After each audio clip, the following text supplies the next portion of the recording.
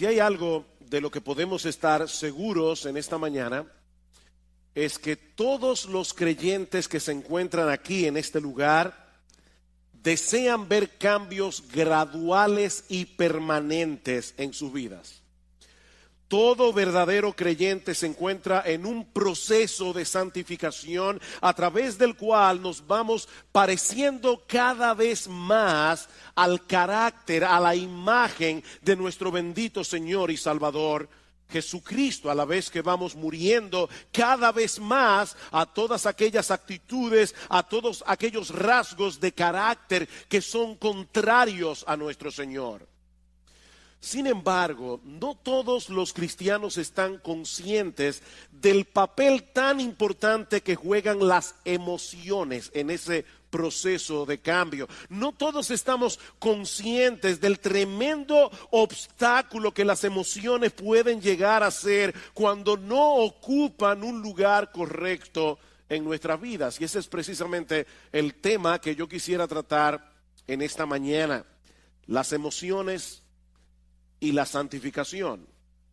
Mis hermanos, nuestras emociones juegan un papel de suprema importancia en cada decisión que nosotros tomamos, en la forma como evaluamos y reaccionamos cada información que recibimos, en nuestra relación con los demás, incluyendo nuestra relación con el Señor, en el proceso de aprendizaje, en el crecimiento espiritual, en la forma como nos comportamos. Nosotros somos seres emocionales.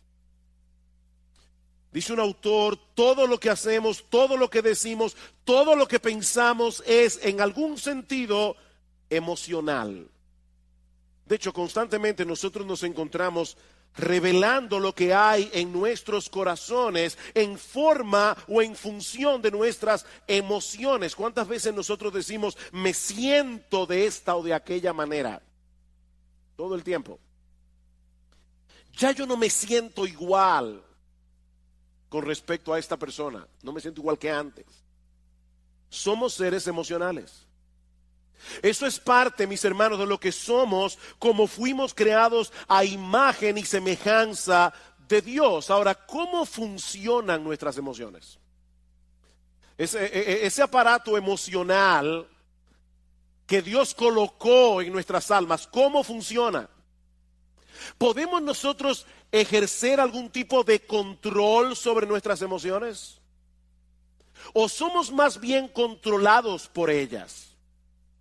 ¿Cómo debe ser la interacción entre nuestras emociones y nuestra razón? Si han visto ustedes seguramente muchas veces en esta situación de saber con la cabeza que tienen que hacer algo, pero en el corazón no tener el menor deseo de hacerlo. ¿Cuál de las dos facultades debe ir sentada en el asiento del conductor? ¿La razón o las emociones? Bueno, esas son algunas de las preguntas que yo quisiera responder en esta mañana, y no tengo ningún texto específico que vamos a estar exponiendo. Vamos a ver una perspectiva bíblica general del manejo de las emociones, comenzando con una perspectiva del funcionamiento de nuestras emociones. ¿Cómo funcionan nuestras emociones? Bueno, para responder esa pregunta tenemos que entender que nosotros somos seres emocionales porque fuimos creados a imagen de un Dios emocional. Como decíamos hace un momento, Dios tiene emociones, Dios siente emociones. Solo que a diferencia de Dios, nosotros somos seres compuestos. Dios es solo espíritu, nosotros somos cuerpo y alma. Nosotros tenemos una parte material que es el cuerpo, tenemos una parte espiritual que es el alma, y esa parte material interacciona con la parte espiritual en una forma increíblemente misteriosa. Nosotros no podemos entender de ninguna manera cómo es que interactúan en nosotros el cuerpo y el alma. Por ejemplo, estás triste. ¿Dónde está esa tristeza? ¿Dónde radica? Radica en el alma. Pero esa tristeza que radica en el alma te lleva a llorar con lágrimas físicas que tú puedes palpar. Eso activa tu glándula, yo no sé cómo se llama eso, pero las glándulas lacrimales. Y es algo puramente espiritual. Un temor extremo te puede paralizar, te puede dejar sin voz. Un fuerte sentido de culpabilidad puede enfermarnos. Probablemente eso fue lo que le pasó a David cuando dice en el Salmo 32 que mientras él cayó su pecado con Betsabé, se envejecieron sus huesos. Y dice David, se volvió mi verdor en sequedades de verano. David se consumió físicamente por causa de su pecado. Ahora, noten algo muy importante aquí. En todos estos ejemplos que yo acabo de dar, de reacciones emocionales, existe una condición previa que nosotros evaluamos y a la cual reaccionamos, y eso produce emociones. En otras palabras, nuestras emociones tienen una estrecha relación con nuestra percepción o con nuestra evaluación de las cosas. Esa percepción puede ser real, puede no ser real, pero el hecho de que nosotros percibamos la realidad de cierta manera es lo que produce en nosotros una reacción emocional. Por ejemplo, el sufrimiento del Señor Jesucristo en el huerto de Getsemaní era real, causado por la perspectiva de un dolor real. El Señor sabía que unas horas más tarde Él iba a estar colgado de una cruz e iba a recibir sobre sí todo el peso de la ira de Dios por causa de nuestros pecados. ¿Qué produjo eso en el Señor? Mi alma está muy triste hasta la muerte, dijo Cristo.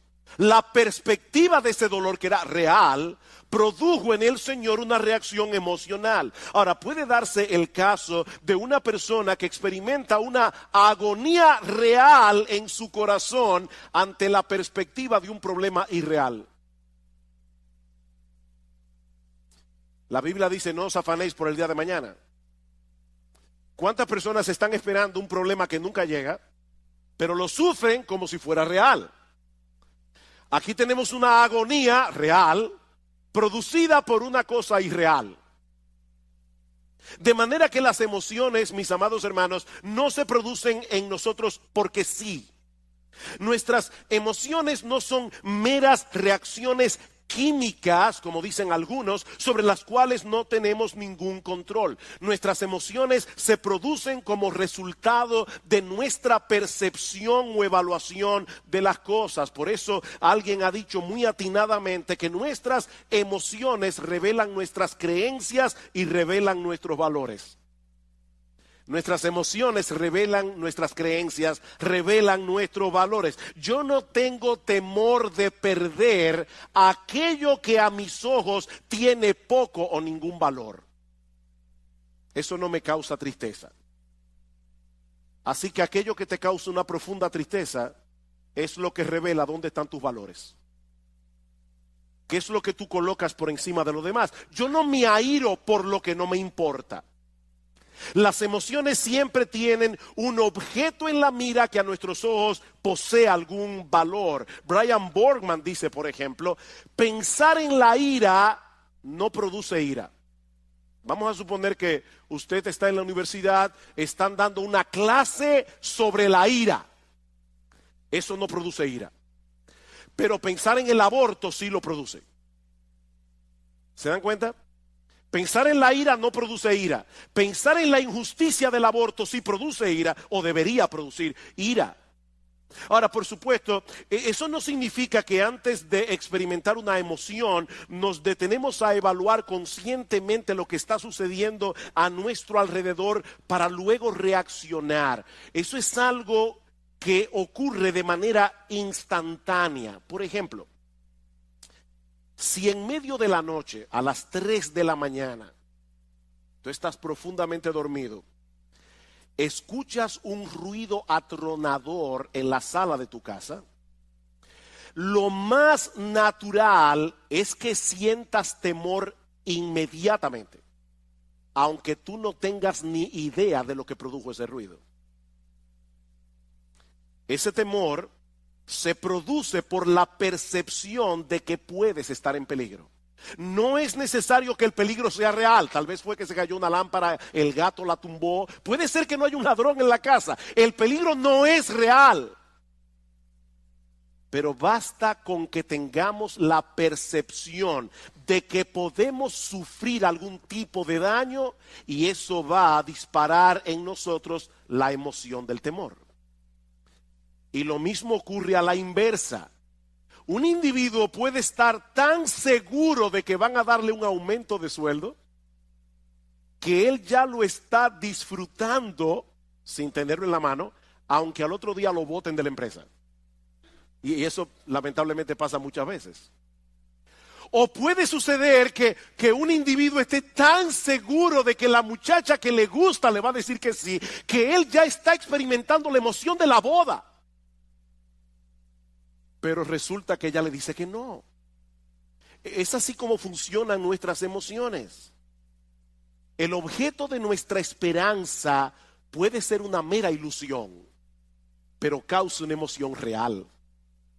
Ustedes recuerdan, luego de la victoria de Saúl contra el pueblo de Amalek, que Samuel mandó a llamar al rey Agag, a quien Saúl le había perdonado la vida, a pesar de que Dios le había dicho explícitamente que lo matara.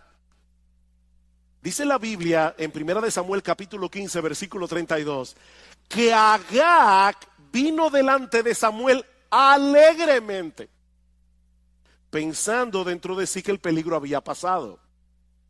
Unos minutos más tarde fue descuartizado. Su alegría fue real, pero su perspectiva de la realidad no lo era.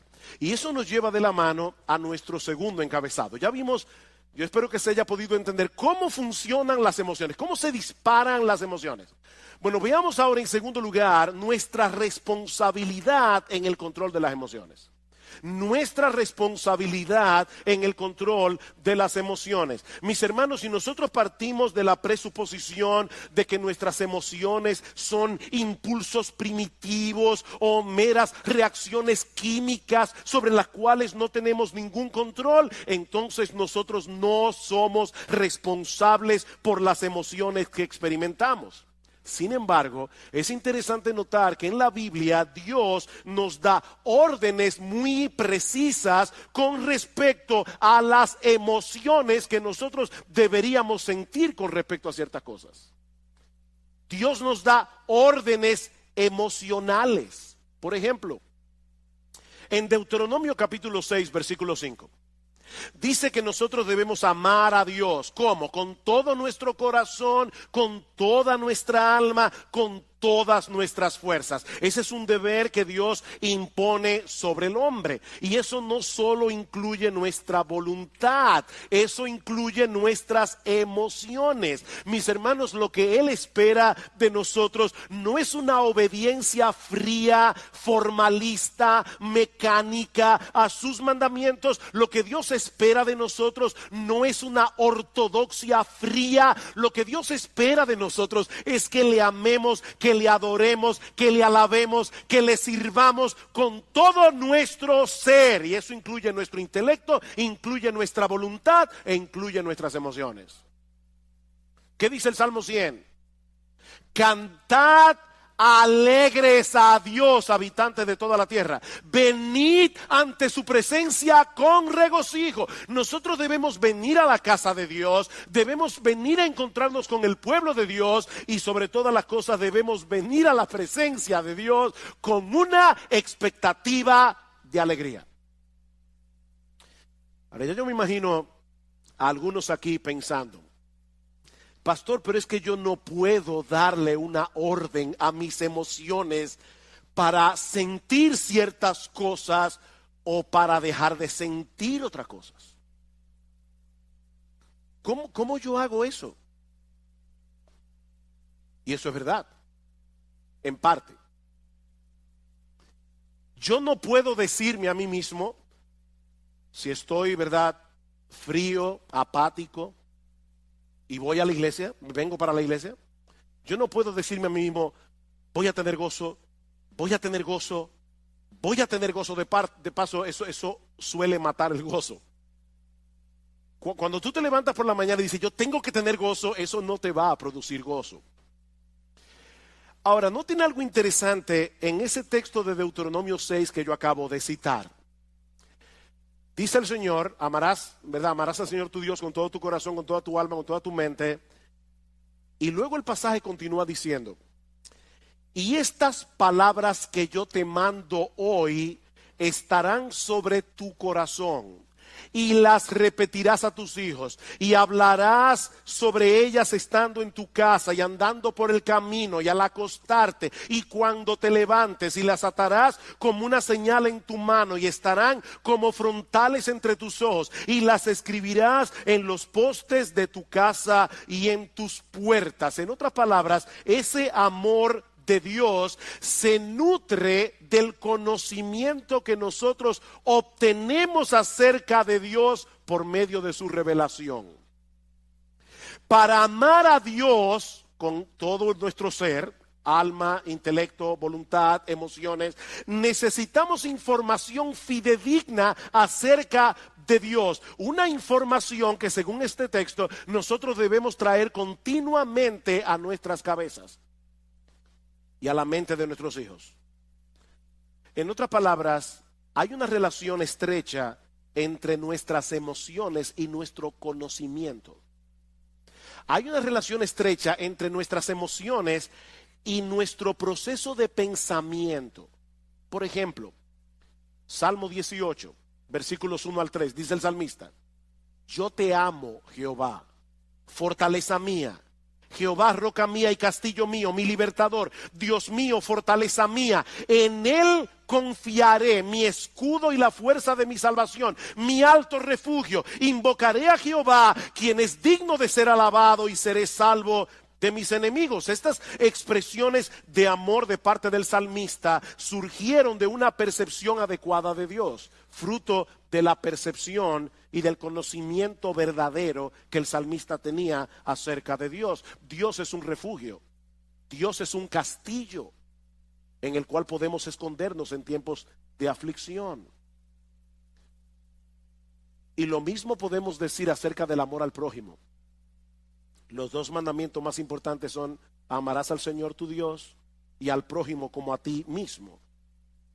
Y eso incluye emociones de compasión, eso incluye emociones de misericordia. Ahora, ¿cómo surgen esas emociones en nosotros? Escuchen este pasaje en Levítico 19:33. Cuando el extranjero morare con vosotros en vuestra tierra, no le oprimiréis. Como a un natural de vosotros tendréis al extranjero que mora entre vosotros, y lo amarás como a ti mismo, porque extranjero fuisteis vosotros en la tierra de Egipto. ¿Se dieron cuenta de esa conexión? Lo amarás como a ti mismo, porque extranjeros fuisteis vosotros en la tierra de Egipto. En otras palabras, la memoria de sus penurias, cuando ellos eran extraños, extranjeros y esclavos en Egipto, podía disponer sus corazones a experimentar misericordia y compasión por los extranjeros. El hecho de ponernos conscientemente en el lugar del que sufre es una forma de cultivar algunas emociones que generalmente acompañan un amor genuino al prójimo. ¿Saben cuál es nuestro problema? Nosotros vivimos tan centrados en nuestro pequeño mundo, en nuestro pequeño reino, que no nos ponemos en el lugar de los demás y consecuentemente no sentimos las emociones que deberíamos sentir asociadas con el amor al prójimo. Somos demasiado egocéntricos. Así que, hermanos, nosotros somos responsables por el cultivo de emociones piadosas. Somos responsables. En Romanos capítulo 12 el apóstol Pablo da una serie de mandatos. Y observen cómo cada uno de estos mandatos va conectado con nuestra vida emocional. El que preside debe hacerlo con solicitud. El que hace misericordia debe hacerlo ¿cómo? Con alegría. Debemos aborrecer lo malo, debemos seguir lo bueno. Amaos los unos a los otros con amor fraternal. En lo que se requiere diligencia, no debemos ser perezosos. Debemos ser fervientes en el espíritu. Debemos ser gozosos en la esperanza. Debemos ser sufridos en la tribulación. Emoción tras emoción tras emoción, conectado con nuestros deberes. La vida cristiana que es digna de Dios y de su agrado, mis amados hermanos, incluye un sano despertar de nuestras emociones. Y eso me lleva ahora a mi tercer y último encabezado. Ya vimos cómo funcionan las emociones, ya vimos la responsabilidad que tenemos de controlar nuestras emociones. Veamos ahora el papel que juega la verdad en el control de nuestras emociones.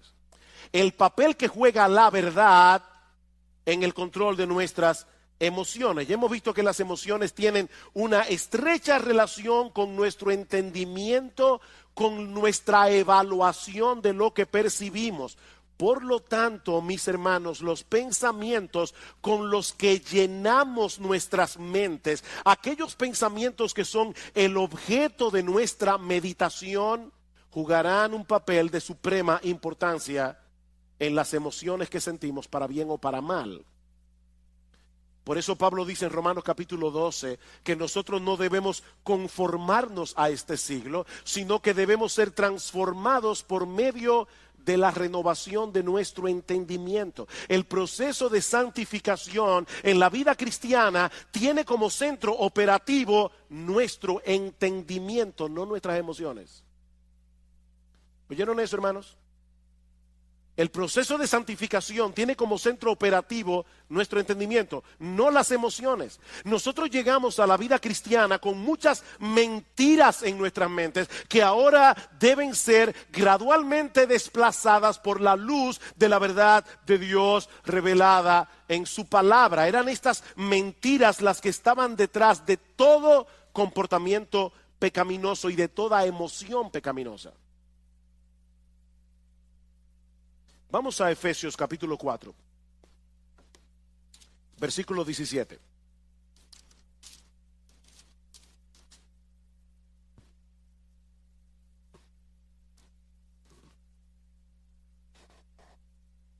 Dice Pablo, versículo 17, esto pues digo y requiero en el Señor, que ya no andéis como los otros gentiles que andan en la vanidad de su mente, teniendo el entendimiento entenebrecido, ajenos de la vida de Dios, por la ignorancia que en ellos hay, por la dureza de su corazón.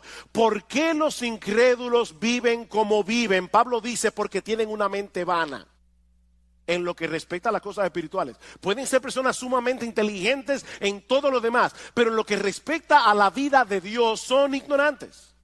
Ignoran la eternidad, ignoran la gloria de Dios, ignoran la majestad de Dios, ignoran la belleza de Dios. Y por esa razón van detrás de cosas vanas. Tim Chester dice, nosotros pecamos porque creemos la mentira de que estamos mejor sin Dios, de que sus reglas son opresivas, de que seremos libres sin Él, de que el pecado ofrece más que Dios. Es una forma equivocada de pensar que produce emociones equivocadas y un patrón de vida equivocado. Más adelante dice Chester, no mucha gente se ve a sí misma como alguien que cree mentiras. Pero cada vez que nosotros dejamos de confiar en la palabra de Dios, estamos creyendo en otra cosa, ¿no es así? Y esa otra cosa siempre es una mentira. La palabra de Dios es verdad. Todo lo que tú crees que es contrario a la palabra de Dios es una mentira. Y esa mentira va a producir en ti pecado. Y mis hermanos, esto es algo crucial. Recuerden que nuestras emociones dependen de nuestra percepción de la realidad. ¿Por qué nos deprimimos y nos amargamos ante las circunstancias adversas de la vida? ¿Por qué? Oh, pastor, pero eso es obvio.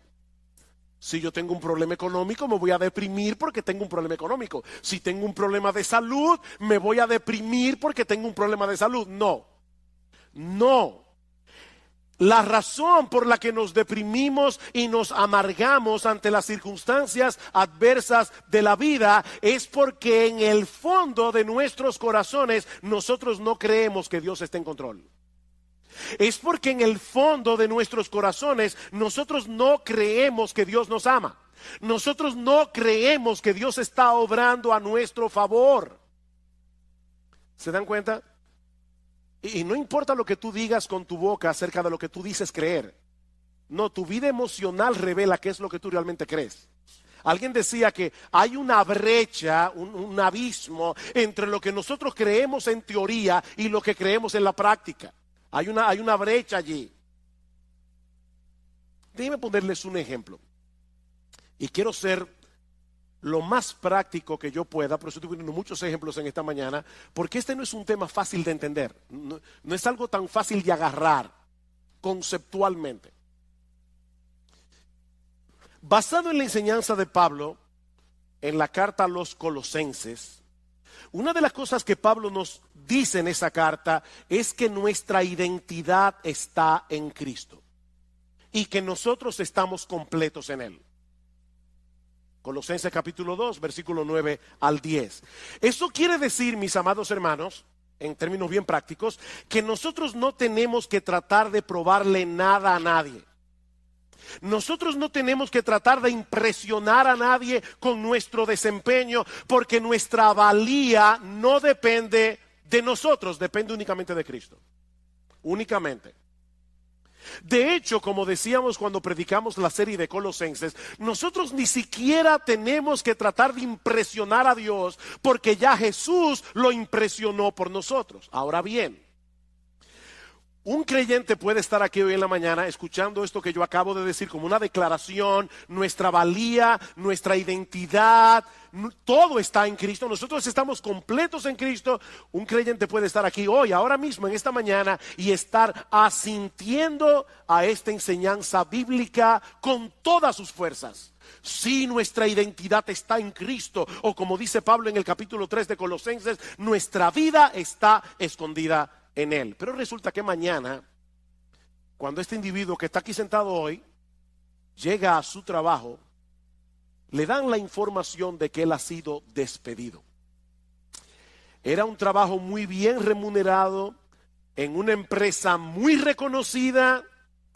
Ahora, esta persona tiene buenos ahorros, ha recibido una abundante remuneración por sus prestaciones laborales. Sin embargo, ahora se siente profundamente abatido, profundamente deprimido, porque en su mente él ha perdido su razón de ser en la vida. Antes él era alguien, porque él trabajaba en esta empresa tan reconocida. Pero ahora él se siente como un don nadie, más digno de compasión que de respeto. ¿Saben por qué? Porque en la mente de ese individuo, no importa la teología que él decía con la boca, en la mente de este individuo su identidad no depende de Cristo, depende de sus logros personales. Y eso le puede pasar a un padre. O sea, su identidad depende de que la gente lo reconozca como un buen padre. Una madre, su identidad depende de que la gente la reconozca como una buena madre. Y por supuesto, cuando sus hijos hacen una de las suyas, sobre todo públicamente, delante de todo el mundo, su universo se desmoronó, porque toda su identidad descansaba en esa identidad que esa persona había forjado. Ahora fíjense, este individuo que perdió el empleo, él sigue siendo cristiano, ¿verdad que sí? Él es creyente, solo que ahora es un creyente desempleado, de manera que su identidad primaria no ha cambiado, sigue siendo exactamente la misma. Él es un pecador salvado por gracia, justificado por la fe en la persona del Señor Jesucristo. El problema es que él todavía continúa sintiendo la necesidad de probar algo. No sé si se dan cuenta de lo que estoy tratando de explicar aquí. Él está tratando de probar algo, de justificarse ante los demás, o de justificarse ante sí mismo, cuando lo cierto es, mis amados hermanos, que nosotros no tenemos nada que probar. Cristo es nuestra identidad y eso no cambia con las circunstancias. ¿Ven ustedes, mis hermanos, cómo la mentira obra en nosotros? Así que si queremos ver cambios en nuestras vidas y llegar a ser emocionalmente estables, necesitamos que la verdad de Dios revelada en su palabra continúe desplazando las mentiras de nuestros corazones. Dice Tim Chester, la santificación consiste en hacer cada vez más pequeña la brecha que hay entre nuestra fe confesional y nuestra fe funcional.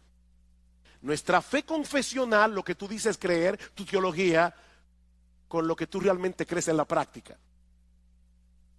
Y más adelante, él añade, tratar de cambiar únicamente nuestra conducta no funciona, porque las mentiras que crearon esa conducta continúan allí todavía. Vamos al Salmo 119. Salmo 119. Ustedes conocen que este salmo tiene como tema central la palabra de Dios. Esto es un poema de amor a la palabra de Dios. ¿Qué dice el salmista en el Salmo 119? Versículo 25. Abatida hasta el polvo está mi alma. Vivifícame según tu palabra. ¿Qué puede sacarte de ese abatimiento? La verdad de la palabra de Dios. Versículo 28. Se deshace mi alma en ansiedad. ¿Qué debo hacer? ¿Tomar un ansiolítico? No, susténtame según tu palabra. Versículo 49.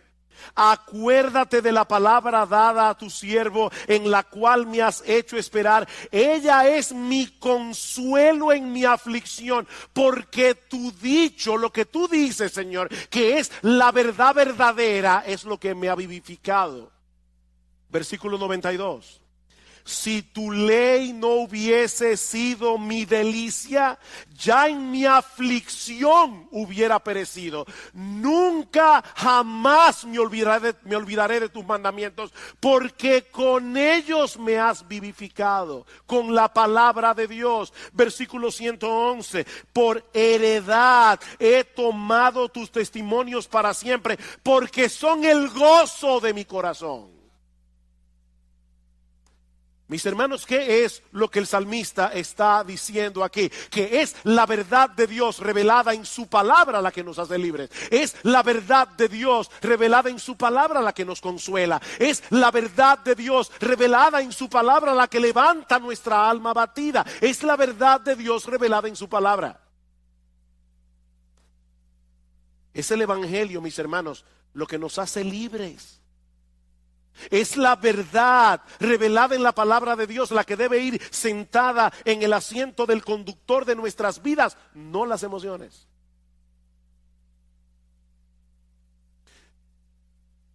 Imagínate que tú pecas contra Dios en cualquier cosa y tú sabes que pecaste. El Espíritu Santo te redarguye de pecado. Tú le pides perdón a Dios. Déjame hacerte una pregunta que quiero que respondas allí donde estás en tu corazón. ¿Cuántas veces tú has pecado contra Dios, le has pedido perdón por tus pecados y sigues sintiéndote culpable? ¿Cuántas veces? ¿Cuántas veces tú pecas contra Dios, pides perdón y todavía hay una voz dentro de ti que te dice, qué fácil? Después que hiciste lo que te dio la gana, ahora tú quieres venir delante de Dios para que te perdone. Aquí las emociones nos están traicionando. Porque la Biblia dice que si confesamos nuestros pecados, Él es fiel y justo para perdonar nuestros pecados y limpiarnos de toda maldad. ¿A quién tú le vas a creer? ¿A tu aparato emocional que te hace sentir no perdonado, o a la promesa de Dios de que si confesamos nuestros pecados, Él es fiel y justo para perdonar nuestros pecados y limpiarnos de toda maldad? La palabra de Dios está por encima de nuestras emociones. Es que Dios ha dicho claramente que Él nos perdona cuando nosotros confesamos nuestros pecados. No debemos sentar las emociones en el asiento del conductor. Mis hermanos, si no nos mantenemos predicándonos a nosotros mismos estas verdades, no vamos a poder mantener un saludable control de nuestra vida emocional. Salmo 103, versículo 2. Estaba leyendo este salmo ayer Bendice, alma mía, a Jehová, y bendiga todo mi ser su santo nombre. Bendice, alma mía, a Jehová, y no olvides ninguno de sus beneficios. Él es quien perdona todas tus iniquidades. Él es el que sana todas tus dolencias. Él es el que perdona todas tus iniquidades. Pero lamentablemente muchos creyentes olvidan este aspecto fundamental de la vida cristiana. Como dice Sinclair Ferguson, nuestro problema es que pensamos con nuestros sentimientos, no con la cabeza. Nosotros pensamos con el corazón, pensamos con los sentimientos. Tengo que poner otro ejemplo. ¿Qué debe hacer un creyente que no siente gozo en Dios? ¿Alguna vez has venido a la iglesia y estás cantando y tú tienes el corazón como un témpano de hielo? Eso nunca te ha pasado. Te felicito. A mí me ha pasado. ¿Y saben qué es hablando en buen dominicano, lo que da más cuerda cuando uno está así? Tener un hermano al lado que está encendido en fuego. Uno está aquí tratando de alabar a Dios, pero uno sabe que está con el corazón como un témpano de hielo. Y el hermano que está aquí al lado, él está en el cielo. ¿Qué debe hacer un creyente en esa situación? Él debe, una de las cosas que él no debe hacer, es fingir una emoción que él no tiene. No hagas eso es mentira. Pero una de las cosas que tú debes hacer es recordarte a ti mismo que Dios sigue siendo nuestro gozo y aceptarlo por fe. Aunque en ese momento no estés sintiendo nada, Dios sigue siendo nuestro gozo y yo debo aceptarlo por fe. Tu gozo no va a retornar pensando en el gozo o deseando el gozo, sino enfocándote en las verdades acerca de Dios reveladas en su palabra. Es mirando a Dios, no al gozo. No persigas al gozo, persigue a Dios. ¿Cómo yo persigo a Dios? Enfocando mi mente en lo que Él me ha dicho que Él es en su palabra. Y yo voy a comenzar a recordar atributo tras atributo tras atributo de lo que Dios revela de sí mismo en su palabra hasta que mi corazón comience a arder otra vez. Y puede ser que eso no pase inmediatamente. Eso puede tomar horas, eso puede tomar días, pero nosotros vamos a estar luchando con el ángel hasta que Él nos bendiga. ¿Te sientes temeroso porque tú no tienes el control de muchas cosas que pueden ser una amenaza eventual en tu vida? Recuerda que nuestro Dios es grande y todopoderoso. Todas las cosas que existen fueron creadas por Él. Y Él está en control de todas y cada una de ellas. Dice en Mateo capítulo 10, versículo 29 al 31, que no se cae un pajarito del cielo sin que la voluntad de Dios así lo permita. ¿Saben lo que ocurre cuando no confiamos en el control soberano de Dios? Que entonces nos pasión de otros o por temor a que otros te rechacen. ¿Tú te has dado cuenta de ese movimiento de tu corazón? La Biblia le llama a eso temor a los hombres. Y en Proverbios capítulo 29, versículo 25, dice que el temor a los hombres es como un lazo que nos esclaviza. Ese es un problema muy común que se manifiesta de muchas maneras. Por ejemplo, susceptibilidad a la presión de grupo. Necesitar que las personas me den algo, cariño, respeto, admiración, preocupación por nuestra autoestima, llenarte de compromisos porque no sabes decir que no. Eso es temor a los hombres.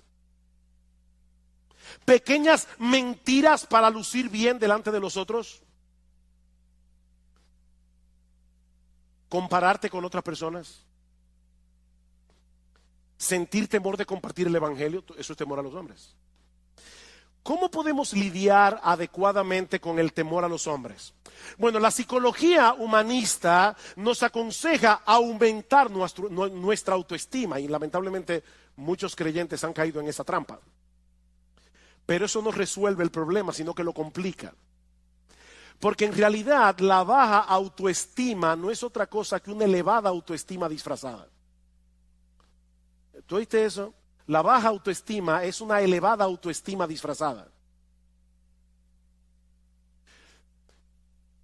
Déjeme explicar eso, porque sé que veo la cara de algunos mirándome así como con una cara de signo de interrogación. Una persona puede ser muy tímida, le da temor abrir la boca, y algunos dicen, es que el pobre tiene una baja autoestima. No. La razón por la que él o ella es tímido es porque se estima tanto que él tiene miedo de abrir la boca y confirmar ante los demás que es un tonto. Es mejor callarse y dejar que las personas sospechen que tú eres un tonto, abrir la boca y confirmar que lo eres. Entonces la razón por la que mucha gente es tímida es porque no quiere descubrirse delante de los demás, porque se estima demasiado a sí misma. Si no se estimara tanto, no tuviera temor de los demás. En el fondo, nuestro problema con todas esas cosas que yo he mencionado es que estamos creyendo que no tenemos el estatus que creemos merecer. Alguien dice, nosotros elevamos deseos que a menudo son buenos en sí mismos, el deseo de ser amado, el deseo de afirmación, el deseo de respeto. Elevamos eso al nivel de necesidades sin las cuales pensamos que no podemos tener una vida equilibrada. Hablamos de necesitar la aprobación y la aceptación de otros cuando nuestra verdadera necesidad es glorificar a Dios y amar a las personas. Esa es tu verdadera necesidad, glorificar a Dios, no que la gente viva para ti. ¿Cuál es el remedio para el temor a los hombres? El temor a Dios. El temor a Dios. Él es grande, Él es glorioso, Él es digno de admiración, Él es digno de temor reverente, Él es digno de adoración. Medita a menudo en su gloria, su grandeza, su justicia, su santidad, su amor, su poder, su esplendor, su belleza, su gracia, su misericordia, su compasión. Y tú vas a ver cómo el temor a los hombres comienza a desvanecerse en tu corazón. Salmo 27. Salmo 27, versículo 1. Jehová es mi luz y mi salvación. ¿De quién temeré? Jehová es mi luz y mi salvación. ¿De quién temeré? Jehová es la fortaleza de mi vida. ¿De quién he de atemorizarme? Cuando se juntaron contra mí los malignos, mis angustiadores y mis enemigos para comer mis carnes, ellos cayeron y tropezaron. Aunque un ejército acampe contra mí, no temerá mi corazón. Aunque contra mí se levante guerra, yo estaré confiado. ¿Por qué? Porque Jehová es mi luz y mi salvación. Imagínate ese Dios al lado de la persona a la que tú le temes. Y lo vas a ver como una pulga. ¿Te sientes atraído por las cosas de este mundo? Y se te está haciendo difícil decir que no a esas cosas porque te prometen emociones como deleites, placer, alegría. Una vez más, mis amados hermanos, la respuesta de la Biblia no es escoger entre un santo aburrimiento y un pecado entretenido. No. La Biblia nos invita más bien a buscar ese deleite, ese placer, esa alegría en el único lugar donde realmente puede ser hallado, en Dios mismo. En Dios mismo. ¿Recuerdan ustedes lo que Cristo le dijo a la mujer samaritana? El que bebiere de esta agua volverá a tener sed, mas el que bebiere del agua que yo le daré no tendrá sed jamás, sino que será en él una fuente de agua que salte para vida eterna. ¿Qué es esa fuente de agua? ¿Saben qué es esa fuente de agua? Dios mismo. Es el Espíritu Santo morando en nuestro interior. ¿Y cómo lo sabemos? Porque más adelante en Juan capítulo 7, versículo 37 al 38, escuchen lo que dice el Señor Jesucristo. En el último y gran día de la fiesta, Jesús se puso en pie y alzó la voz diciendo: si alguno tiene sed, venga a mí y beba. El que cree en mí, como dice la Escritura, de su interior correrán ríos de agua viva. ¿Qué le dijo a la samaritana? El que bebiere de esta agua volverá a tener sed. El que bebiera del agua que yo le daré no tendrá sed jamás, sino que será en él una fuente de agua que salte para vida eterna.